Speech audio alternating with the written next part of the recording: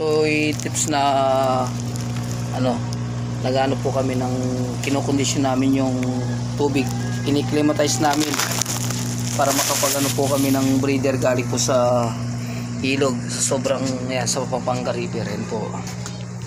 Yan, ito po kasi maruming tubig, malamig. Tapos para hindi po siya maapektuhan, kukuha po ang tubig sa nawasa. Yun, kailangan mga 1 oras na po siya inaano ng aerator, tapos lagyan po ng asin. Yan. Ito po yung pamamaraan para mawala po yung bakterya ng tubig at mawala yung bisa ng chlorine, para yung breeder may ano po namin dito. Ganyan lang po.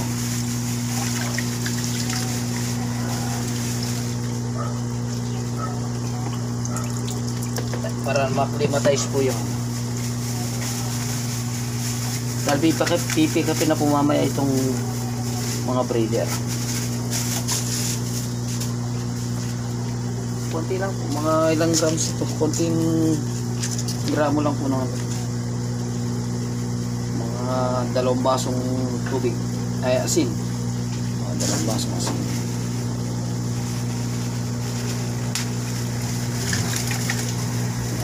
Tapos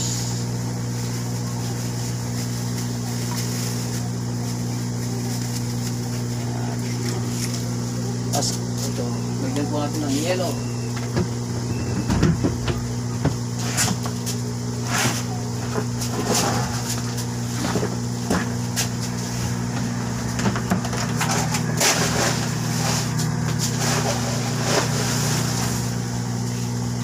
Yan, yelo. Yan.